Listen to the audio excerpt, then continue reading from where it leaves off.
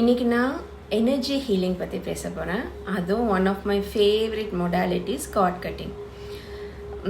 As souls நம்ம எல்லாருமே connected தான், ஓகேவா? இது ஒரு ஃபேக்ட். ஸோ அப்படி இருக்கும் போது நமக்கு நிறைய ஹெல்தி ரிலேஷன்ஷிப்ஸ் இருக்கும், அன்ஹெல்தி ஆர் ஸ்ட்ரெயின் ரிலேஷன்ஷிப்ஸ் இருக்கும். ஸோ நம்ம எல்லாருமே கனெக்டடுன்னு பார்க்கும்போது we are connected through invisible energetic cords, ஓகேவா? சில எனர்ஜி கார்ட்ஸால் நம்ம கனெக்ட் ஆகிருப்போம். ஸோ அப்படி இருக்கும் போது நல்ல ஹெல்தி ரிலேஷன்ஷிப்ஸ் கூட நம்ம கார்ட்ஸ் நல்ல ஹெல்த்தியாக நல்லாயிருக்கும்.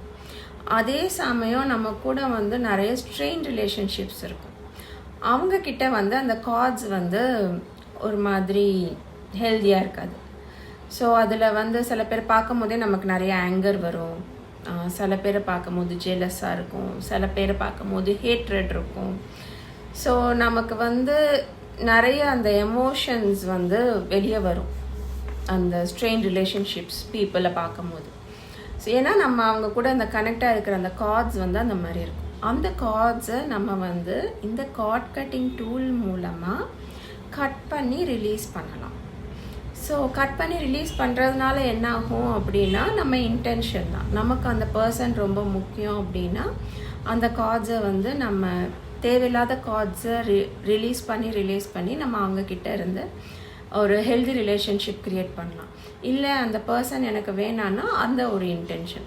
ஸோ நமக்கு என்ன இன்டென்ஷன் இருக்கோ அந்த இன்டென்ஷன் படி அந்த கார்ட்ஸை நம்ம ரிலீஸ் பண்ணலாம். சில நேரம் ரிலீஸ் பண்ண பிறகு கூட நமக்கு அந்த பர்சன் மாறலாம், அவங்க நம்ம லைஃப்பை விட்டு போகலாம். இந்த மாதிரி கூட நிறைய என்ன தேவையோ நமக்கு அதுக்கேற்ற மாதிரி அந்த இன்டென்ஷன்ஸ் மாறிக்கிட்டு கூட இருக்கும்.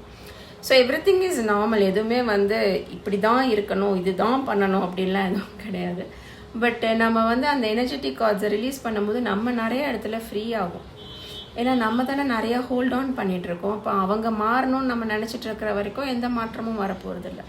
பட் இந்த ஹீலிங் மொடாலிட்டியில் நான் நிறைய ரிலேஷன்ஷிப்ஸை ஹீல் பண்ணியிருக்கேன். மெயினாக என்னோட பீஸ் ஆஃப் மைண்டில் சில ரிலேஷன்ஷிப்ஸ் என்னை விட்டு போயிருக்காங்க, சில ரிலேஷன்ஷிப்ஸ் பெட்டராக இருக்குது. ஸோ நான் அது ரெண்டுமே எக்ஸ்பீரியன்ஸ் பண்ணியிருக்கேன்.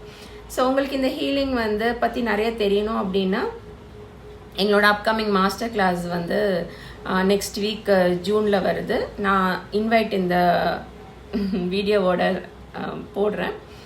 நீங்கள் டிஎம் பண்ணிங்கன்னா உங்களுக்கு நான் லிங்க் அனுப்புவேன்.